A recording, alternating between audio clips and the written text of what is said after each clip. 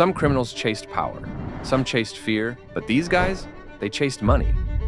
From mob bosses who barely made rent, to drug lords who literally lost billions, to rats eating their cash. Welcome to Rankster. We're building a tier list of the wealthiest criminals who ever lived. Because if you're gonna break the law, at least make the Forbes list. Starting at the bottom, D tier. These are the legends who built empires, but somehow ended up with less money than a successful YouTuber. First up, John Gotti, the Dapper Don, the guy who turned being a mob boss into a full-blown celebrity career. Expensive Brioni suits, high-profile murders, media everywhere. In 1985, Gotti orchestrated the hit on Paul Castellano outside Sparks Steakhouse in Manhattan in broad daylight and took over the Gambino crime family. Under his reign, the Gambino family made $500 million a year. That's $500 million annually. And Gotti's personal cut? About $30 million. $30 million out of $500 million a year? That's 6%. John Gotti ran one of the most powerful crime families in America and took home the equivalent of middle management at a Fortune 500 company. He was called the Dapper Don because of his $2,000 suits, which honestly is the only reason he's not an F tier. The man spent more on his wardrobe than some people made in a decade. Next, Frank Lucas, the American gangster. Frank Lucas broke the Italian mob's heroin monopoly in the 1970s by going directly to the source, the Golden Triangle in Southeast Asia. He smuggled heroin back to the US in, well, allegedly in the coffins of dead soldiers during Vietnam, though he later changed that story either way. His blue magic heroin flooded Harlem and made him a legend. His peak net worth was $52 million. Equivalent to about $300 million today, Frank Lucas tried to be Costco for heroin. And for a while it worked. But in 1975, the DEA raided his house and found $600,000 in cash just lying around. He got 70 years, cooperated, got out, then got arrested again for dealing drugs. The man could not quit. Okay, enough small money. Let's climb. C tier. These guys were rich. Like, real rich. But they operated in the wrong era. If inflation had their back, they'd be billionaires today. Let's start with Meyer Lansky, the mob's accountant. Meyer Lansky didn't use violence. He used spreadsheets. This man pioneered money laundering, built casino empires in Cuba and Las Vegas, and invented offshore Swiss bank accounts to hide mob profits. The FBI believed he had $300 million hidden when he died in 1983. That's about $600 million today. Interestingly enough, when Lansky died, he claimed he was nearly broke. His family only found $57,000 in his accounts. The rest vanished, hidden so well that even the feds couldn't find it. Lansky was so good at his job that he accidentally hid his own fortune from himself. Carlo Gambino, he was the real-life inspiration for Vito Corleone. He didn't raise his voice. He didn't need to. For 19 years, he ran the Gambino crime family, one of the 5 families, and controlled extortion, gambling, arms trafficking, and drug operations across New York. He was so good at it that, in over 50 years of crime, Carlo Gambino spent just 22 months in prison for tax evasion. That's it. At his peak, the family was generating $500 million a year, and his personal net worth when he died in 1976 was about $70 million. That's roughly $400 million today. He didn't raise his voice, but he did raise the crime economy. Next up, Bugsy Siegel, also known as Benjamin Bugsy Siegel. The mobster who built modern Las Vegas Bugsy had a vision: turn a desert wasteland into a glittering casino paradise. He poured millions into the Flamingo Hotel and then got whacked before he could enjoy it. His net worth at death was about $100 million in today's dollars. And finally, Al Capone, Scarface, the most famous gangster in American history. During Prohibition, Al Capone ran Chicago's underworld. Bootlegging, gambling dens, extortion, you name it. At his peak, Capone's empire was worth about $1.3 billion in today's money. His personal net worth, around $150 million today. But here's the thing. Hollywood made Capone richer than his actual bank account ever did. He's the pop culture gangster, the guy everyone thinks of when they hear the word mafia. And yet, he died broke, syphilitic, and mentally deteriorating in Florida. These guys had real money. But now we're stepping into the people who treated millions like pocket change. B tier. First, Bernie Madoff. He ran the largest Ponzi scheme in history. For decades, he managed $64 billion of other people's money, while skimming off the top. When the scheme collapsed in 2008, investigators estimated Bernie's personal net worth at about $825 million. The irony is that Bernie managed tens of billions, but personally kept less than what Mr. Beast probably makes in a good year. He ruined thousands of lives and still couldn't crack $1 billion. Then, you got Frank Costello, the Prime Minister of the underworld. Frank Costello didn't just run crime. He ran politicians. This man had judges, cops, and congressmen on his payroll. He controlled gambling, bootlegging, and slot machine empires across New York and Louisiana. When Lucky Luciano and Vito Genovese fled the U.S., Frank took over the Luciano crime family. Under his leadership, the operation generated an estimated $60 billion in revenue over the years. His personal cut was about $1 billion in today's money. Frank Costello proved that the real mob bosses don't carry guns. They carry briefcases.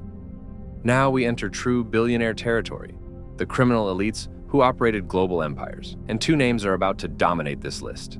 A tier. First, Griselda Blanco, the cocaine godmother. If the American drug trade had a Mount Rushmore, Griselda Blanco wouldn't just be on it.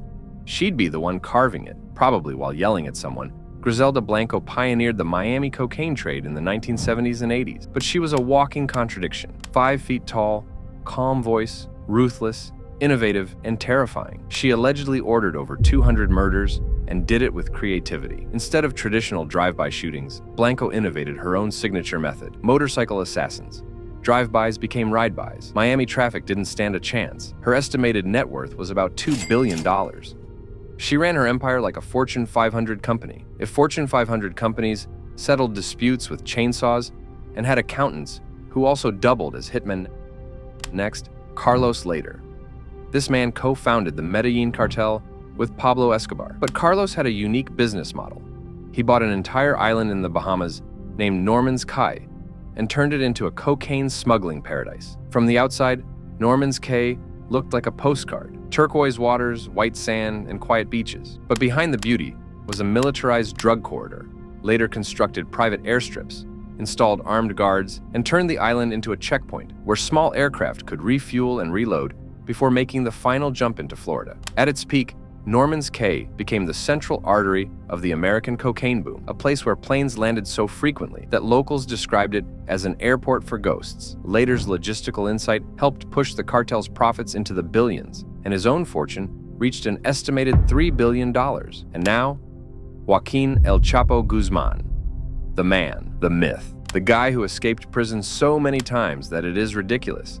He escaped from a maximum security prison in 2001 by hiding in a laundry cart. Then, in 2015, he escaped again through a mile-long tunnel under his cell. But why was he sent to prison? Well, this guy ran the Sinaloa cartel, one of the most powerful drug trafficking organizations in history. At its peak, the cartel controlled 80% of the drugs entering the United States: cocaine, heroin, meth, marijuana. If it got you high, El Chapo shipped it. His peak net worth estimates range from $1 billion to $12 billion.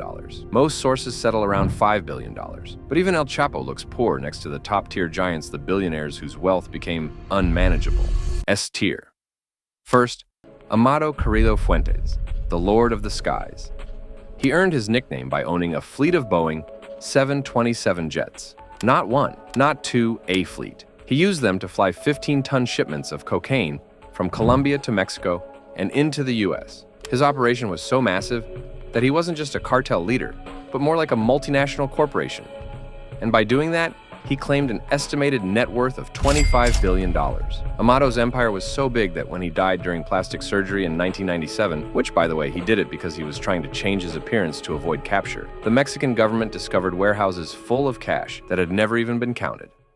But now, it's time for the final boss: Pablo Emilio Escobar Gaviria. At the height of the 1980s, when Miami Vice aesthetics weren't just on TV, but spilling into real life, Escobar's Medellin cartel reigned over the global cocaine trade. At its peak, the cartel controlled nearly 80% of the world's supply. Shipments were measured in tons, not kilos. 15 tons smuggled into the United States every single day, hidden in everything from plane tires to hollowed-out shipments of produce. Money poured in at a pace almost impossible to grasp, like $420 million a week, and more than $20 billion a year. Escobar himself sat on an estimated $25 to $30 billion.